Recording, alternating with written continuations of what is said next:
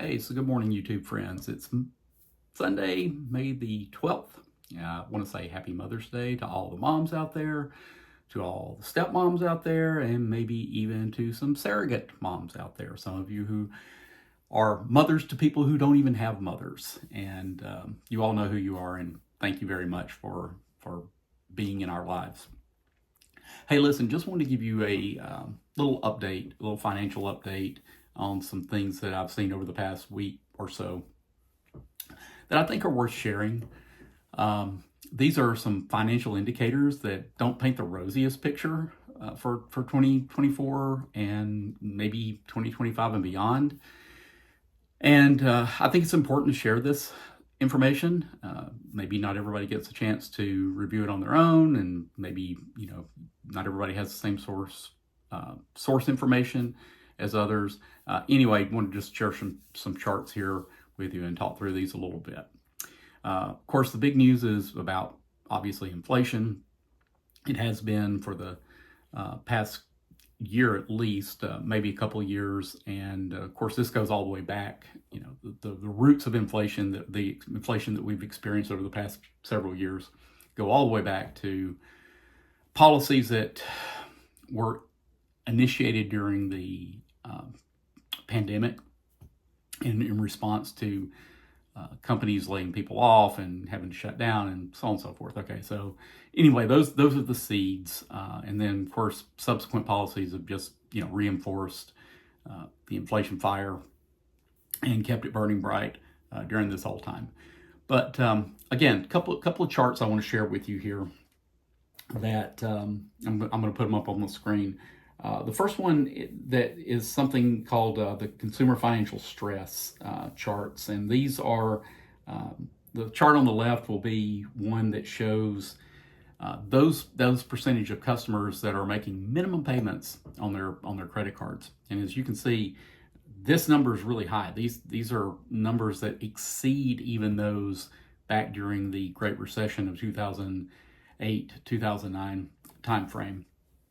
So it really shows the amount of stress that consumers are under.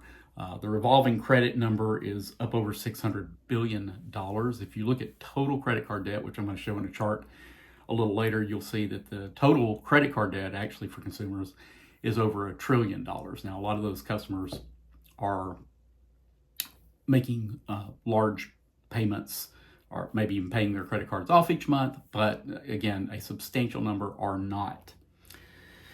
The next chart that I'm showing here is a chart that looks at the net charge-offs by banks. You can see, especially Capital One and Discover are at levels, again, not seen since before the pandemic.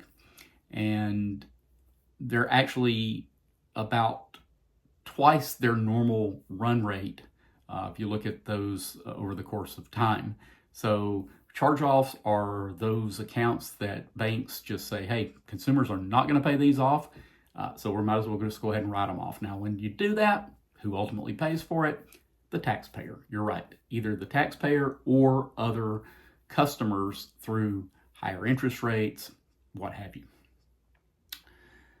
The next chart I'm going to show here is one that looks at the credit card debt versus personal savings.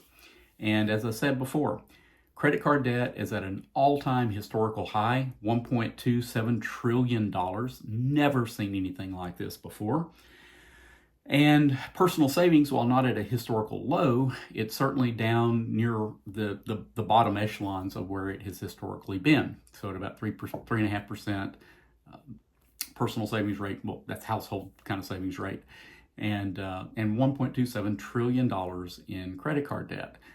Another chart that I'm not showing here, but one that I've heard talked about a fair amount, are auto loan delinquencies. There's a higher level of auto loan delinquencies that exist right now, and apparently repo companies don't even have the manpower necessary to go repo all the cars that the banks are trying to get back because people have just failed to pay their loans on those cars.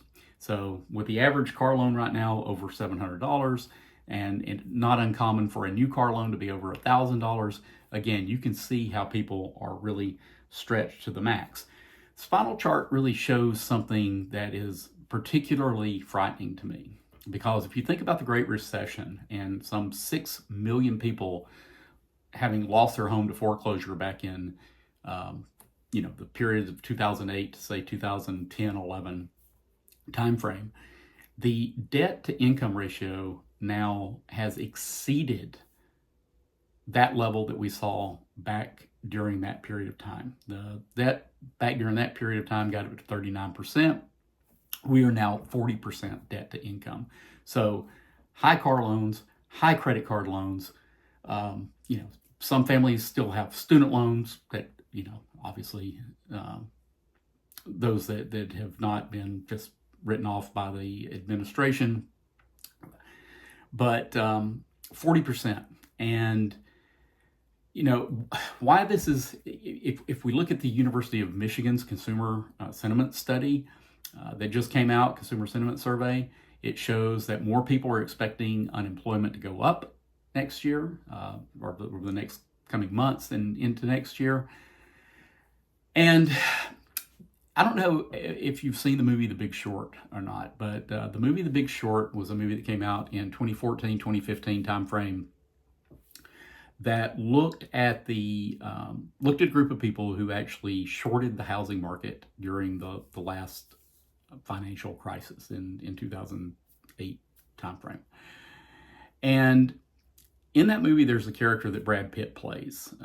In the movie, his name is Ben Rickert. In reality, his name was Ben Hockett. He was a trader that was one of the groups of individuals that made big bets against the housing market and the mortgage-backed securities,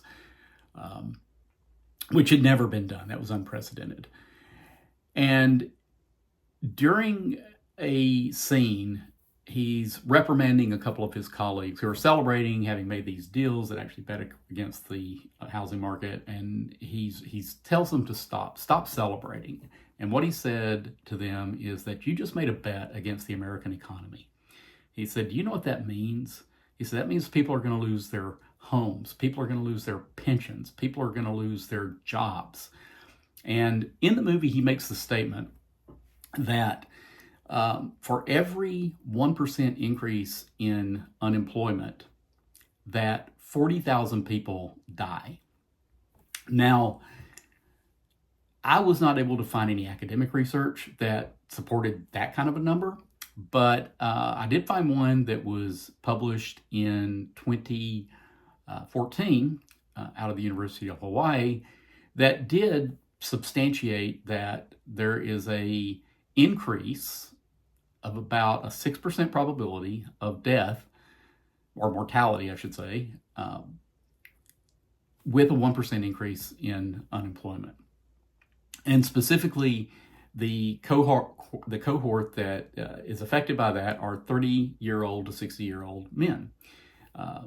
In fact, the study indicated that there was no correlation between unemployment rate and mortality in women, and no correlation between mortality and people, say, over the age of 60, which kind of makes sense if you think about just the how the demographics work.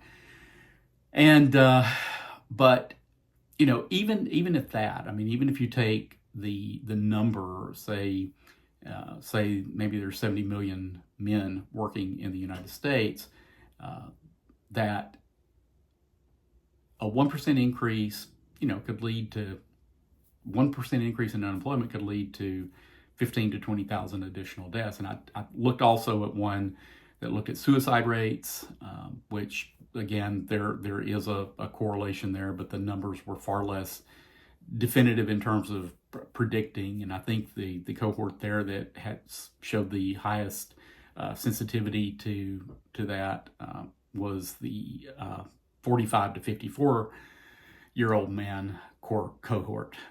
So again, you're talking about people who are in their kind of their prime earning years. You're talking about people who typically will have children that are at least not infants, but are older, maybe into their teens, maybe into college. And you're also talking about people that if they do lose their jobs because of their age, sometimes it's more difficult to get a comparable job with another company, even when things do eventually get better. So this is a concern. I see these numbers. I think that the U.S. consumer is stretched totally to the max at this point, and I don't know where the breaking point is because unlike the federal government, who seems to be able to endlessly print money to fund anything that they want to. Now they'll be able to do this until of course, debt holders, i.e., foreign countries, begin calling in U.S. debt, and I could do a whole nother video on what's the likelihood of that given the BRICS nations, the BRICS nations, Brazil, Russia, India, China, and South Africa. So, hey, who knows? Just be careful and try not to extend yourself too far and, vote, right? Because the policies that we have in place are a direct result of the choices that we make in elections. Not saying that there's a great choice out there. I'm just saying think carefully about how you cast your vote come November. Happy Mother's Day.